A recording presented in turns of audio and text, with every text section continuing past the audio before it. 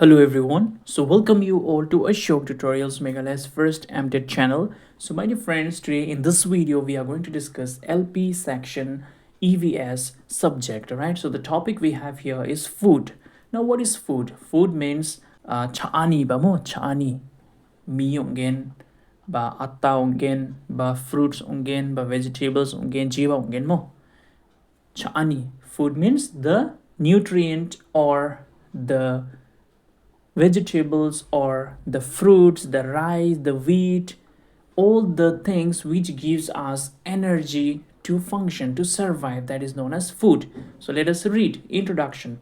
The food we eat is an integral part of our daily lives, providing us with sustenance, pleasure, and cultural significance. Now you see, can we live without foods? No, we cannot live without food. We need food every day, every time. We need breakfast, we need lunch, we need dinner, and we also need evening snacks. Yes or no? We always feel hungry, but when we are, when we eat, after eating, we feel pleasure, we feel peaceful, right? We feel at peace. And eating food is a culture. Yes or no? In northeast we eat rice, right? But in the North India they eat wheat. So this is the cultural difference. So our staple food means the food which is taken as the major part of our meal. So for example, what is the staple food of northeast, or what is the staple food of Meghalaya? So our staple food is rice. All right, remember that. And if somebody asks you what is the staple food of North India, then you can say the staple food of North India is wheat or atta, right? Or roti, like that you can say. So now, however, our choices regarding what we eat have far-reaching environmental implications. In this essay, we will delve into the various aspects of food we consume from an environmental science perspective, focusing on production, consumption, and waste. Now you see, the choices of food we eat is our own. If I want to eat rice, I can eat. If I want to eat vegetables, I can eat. If I want to eat fruits, I can eat. If I want to eat oats, I can eat. If I want to eat corn, I can eat. If I want to eat atta, I can eat. If I want to eat puri, I can eat. Yes or no? Same goes to you. So it's our wish what we want to eat. But here in this chapter, we are going to talk about the food with respect to the environmental science. All right, we will focus on how the food is produced, production of food, then who is consuming the food, what is the requirement, and are we wasting the food. So those things we will discuss. Now let us start. So food production encompasses a complex system of agriculture, livestock farming, and fisheries. While these activities are essential for feeding the world's population, they can also have a significant environmental impact. While these activities are essential for feeding the world's population, they also have a significant environmental impact. Now you see, food production. So fishes are our food. Yes or no? We eat fish, we eat meat, we eat eggs, right? So these are our food. Then agricultural products like maize, corn, wheat, rice, we eat those are the agricultural product, right? The potatoes, the tomatoes, the ginger, the garlic, the onions, right? All these are the agricultural product. And we also have livestock farming. So we get the dairy products like the milk, the ghee, the butter, the cheese, right? The dahi, we take all this. These are what? These are the dairy product or the livestock farming, right? We eat eggs. Now, while these activities are essential for feeding the world's population, now you see, agricultural practices is important, then livestock farming, rearing of animals is important, rearing of birds is important, then pisciculture or fisheries are important. Why? Because we human beings need it, we need them, it is our food. Yes or no? So that's why it is important that food is produced, but at the same time we should also take care that we are not affecting the environment negatively. All right, now agricultural practices, let us start. Modern agricultural methods often rely on large scale monoculture farming, which can deplete soil nutrients, require excessive water use, and contribute to soil erosion. Pesticides and synthetic fertilizers can harm local ecosystems and pose health risks. Now, you see here modern agriculture. So, the way we are following modern agricultural tactics and techniques, so we need a large number of production. So monoculture means, mono farming means you are farming only one crop at a particular land at a particular time, right? So suppose if you are planting rice, and only rice you will plant. Suppose you are planting onions, only onions you will plant, right? That is called monoculture farming. So you are culturing or planting only one type of crop, which can deeply, now see, when we are doing monoculture farming, what happens? So in monoculture farming, you will see that soil erosion is taking place, the soil is destroyed, the soil is degraded, the soil is depleted, all right? And we are making use of excessive water. So even when we don't need, we are still using maximum of water, and we are wasting the water. And these can also contribute to soil erosion. So because of this, soil erosion will take place. Whenever there is excess water, what happens? Soil erosion takes place, right? Now, in order to produce maximum production in agriculture, what we do, we make use of pesticides and we make use of chemical fertilizers, right? Which is harmful not only for the land but also for the plant and for the human being who will be consuming it, right? Now, livestock farming.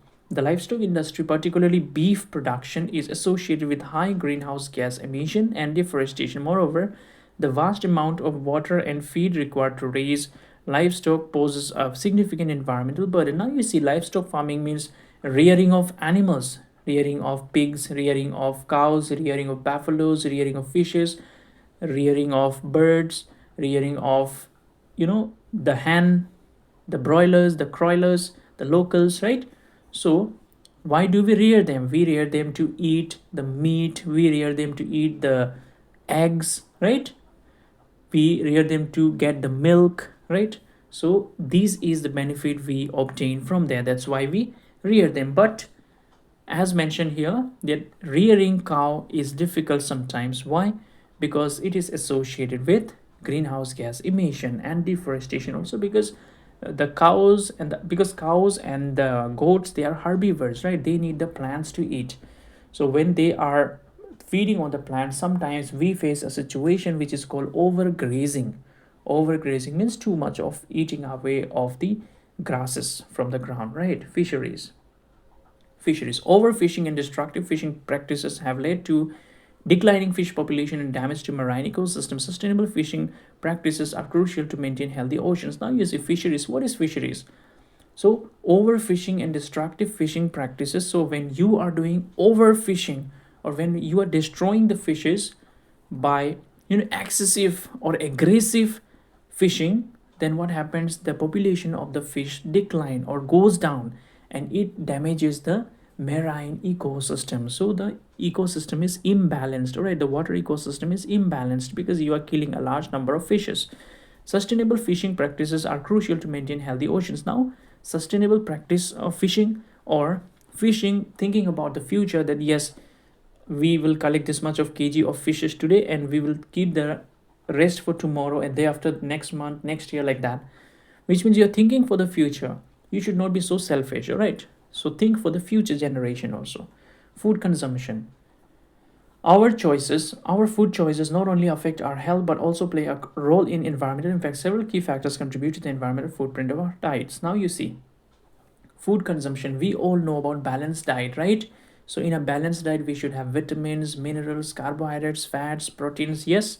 So we should have all these, right? So our choice of food depends on us. It depends on me. It depends on you. Whether you want to eat the junk food like the chow, the Maggi, the chips, the kurkure, the biscuits, the chana, the pani puri, or you want to eat the healthy food like the rice, the chicken, the egg, the milk, the butter, the bread. Actually, bread is also a kind of junk food. So whatever you eat, it depends on you. So now let us read one by one the specific food. Millets. Food miles. The distance food travels to reach our plates, known as food miles, contribute to carbon emission. Locally sourced and seasonal foods often have a lower environmental impact. Now you see, suppose the large production of atta or large production of rice is taking place in Madhya Pradesh. So from Madhya Pradesh, all the way from Madhya Pradesh to Shillong, it will take time, right? It will take time. At the same time, it will need different have to pay different taxes. Yes, we have to pay different taxes different distance it is traveling, and it is the vehicle which is transporting the food from one state to another is also causing air pollution, right? Because it is coming in the in vehicle, right? So that's how it is affecting the entire ecosystem. All right. Now, food waste, a significant portion of the food we produce goes to waste. Food waste in landfills produce methane, a potent greenhouse gas. Reducing food waste is an effective way to lower its environmental impact. Now, you see, food waste means a large portion of our food which is produced goes into the waste, right? So when we are wasting the food in landfills, what does it do? It produces the methane gas. CH4 is produced, right? Or the marshy gas is produced, which is a greenhouse gas, which means it is responsible for the greenhouse effect at the end of the day, which causes global warming. All right. So if you have no idea about this, kindly read about them. Now, plant-based diets. Shifting towards plant-based diets can reduce the environmental footprint of our food choices. Plant-based food generally require fewer resources and generate fewer emissions than animal-based products. Now you see, plant-based diet means you are obtaining the food from the plants like the fruits, the vegetables, right? So that is better as compared to the food which we want to obtain from the animals like the fishes, the eggs, the meat, right? So this should be our choice in order to have a sustainable environment. Now, sustainable food choices. To mitigate the environmental impact of food we eat, several sustainable practices can be adopted. So now you see, in order to reduce the environmental impact from the food we are eating, we can carry out certain active steps. So number one is organic farming. You all know organic, right? When you go to market, what happens? Oh, alde kobi local raba, alu local raba, rasan local, ba banda kobi local saya de, ba alu ngoba local alu saya de, ye de dam rakal ken dunia ngoba local dunia mo. Digi akan apa? Local ko diga makon dam rakaba mo, omong ja. Ji kura ba ba local ngaba khatta ko jakal jok local wak mo wak chana nam nuk ba magam bagan digi mang jinsal wak ra ba. O yade belati ong ja yede local sa ya ko de rakchabri suk bunga bar rakchabunga de ki kiji prako ken digi na akan apa mo. Local means organic mo. So local means what? Local means organic. So organic farming promotes soil health, reduces chemical use and supports biodiversity. Now what happens? Organic farming is very good. All right, it is very good because there are no chemicals. It gives you good health, it protects the environment, and also reduces or denies the use of chemicals. All right, local and seasonal produce. Now let's see local and seasonal produce. Choosing locally sourced and seasonal foods reduces food miles and support local economies. Now you see, when it is time for jackfruit, you eat jackfruit. When it is time for mangoes, you eat mangoes. When it is time for watermelon, you eat watermelon. When it is time for pineapple, you eat pineapple. All right. Why? Because these are the seasonal foods or seasonal fruits or vegetables. So if you are making use of them, that means the food miles is reduced, which means people they don't have to bring the food from outside, right? Because you are making use of the food which is available in your area. Reduce meat consumption. Cutting down on meat consumption, especially red meat, can significantly reduce greenhouse gas emission. Now you see, it is saying indirectly that vegetarian diet can be followed. You can become vegetarian. If not vegetarian, at least you can reduce. Suppose you are having meat every day, then you can reduce it to maybe 4 days a week, then 3 days a week, then 1 day a week, like that. All right, so try to reduce the meat consumption. All right, especially the red meat. Now what we have, food preservation. So how do we preserve the food? Practicing food preservation techniques like canning, freezing, and drying.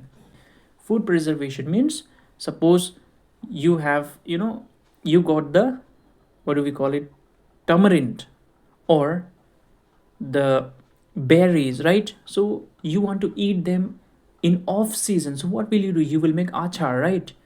Achar thariya ba mo da og tanjung kangkal de gemeng cheeng donga kangkal donga mo yarang ko season ar de gemeng ya mai thika chumo yarang ko season ong jam tango chana skapa mo wenni gemen anjung yarang ko mena kana achal thariya donna bom preserve khai donna ba mo maina no ba ya ko anjung off season o chana gata namna ka daw de ben ko ba manai ha mo achal da ke thariya phallenga ba mo ben kon di ba dam rakka blongen. So what happens? food preservation means you will make pickles, right? You will make achar of the fruits or of the vegetables which you want to have in the off season, so you can protect it that way, right? And also you will see that frozen food are available, frozen peas, right? Then frozen mushrooms, then you will see the canned fish are available, yes or no, right? Sustainable food resource, sustainable seafood. When consuming seafood, opt for sustainably sourced options that do not harm marine ecosystem. Now you see, we all love to eat seafood, yes or no? When we go to Goa, when we go to Mumbai, when we go to Kolkata, and we are, traveling towards the beaches, then what happens? We like to enjoy the crustaceans, yes or no? We like to enjoy the seafood. So while consuming the seafood, always make sure that you are choosing the seafood which is, sustainable, which is not, you know when you are choosing that food, it is not affecting the marine ecosystem, so you should take care of that. In conclusion, we can see that regarding the food, the choices we make is very important. The choices we have should be sustainable choices, which means it should not affect the environment, all right?